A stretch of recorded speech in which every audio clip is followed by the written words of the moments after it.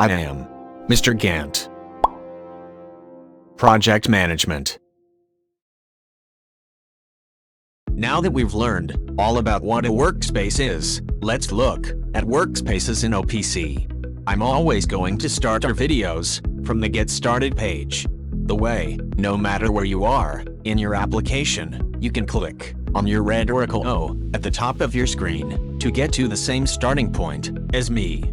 From there, I'm going to go to my object selector.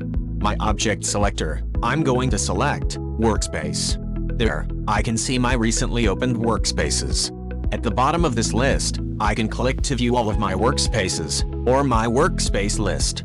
This will show me the hierarchical list of all the workspaces that I have access to. Here, I can add new workspaces. I can also manage or select a hyperlink to visit one of these workspaces. I'm going to select to add a new workspace at the top. When I click Add, it's going to launch my Add Workspace dialog window. Here, I'm going to give my workspace a name. I can optionally change the ID to a shorter identifier, or I can leave it at what it defaults to, the same as the workspace name. I'll select a parent workspace. When I select the ellipsis to select a parent workspace, I'll see my root level of my workspace, and I can drill down to select the workspace I want my new workspace to belong to.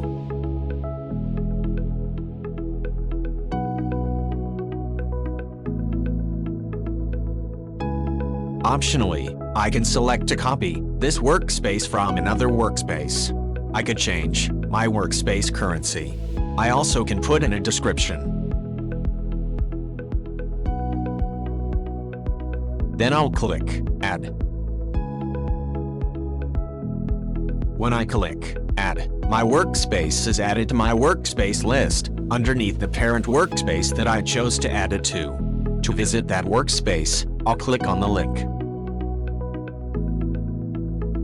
When I click on the link, it takes me to that workspace homepage.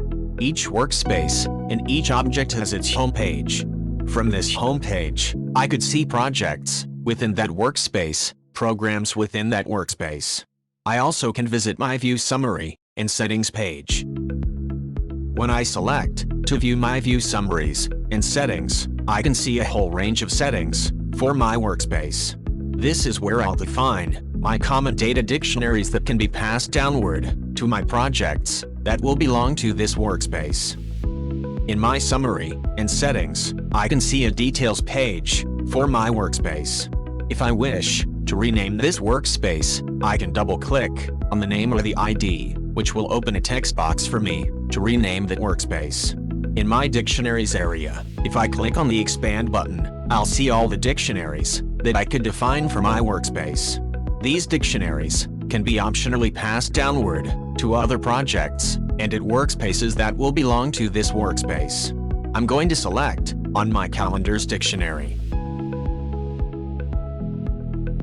From here, I can view the calendars available to this workspace. I can also create new calendars here as well. We'll create calendars in a later lesson. Here, I'm going to look to select my default calendar. When I select the checkbox for one of these calendars to be the default, that means it's going to select a calendar to be the default calendar for new projects, workspaces, resources, objects that are added to this workspace. Once I make a change in the summaries and settings area, I'm going to click Save to save the change. Also in my summary and settings, I have my default options. When I expand my default options, I can see defaults for a whole range of items. I'm going to select to view defaults for my activities. My activity defaults would trickle downward to any project that will belong to this workspace. These are essentially like default values. Even if I define values at the workspace level, which will be passed downward to my projects, I still have the option to change these settings at the project level. To leave my summary and settings area, I'm going to click my back button or my leave settings arrow, which will take me back to my workspace homepage. The last thing I want to look at is creating a favorite workspace.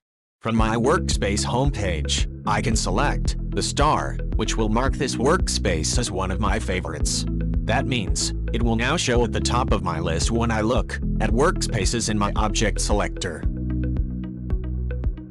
Our next step will be to add projects and users to this workspace.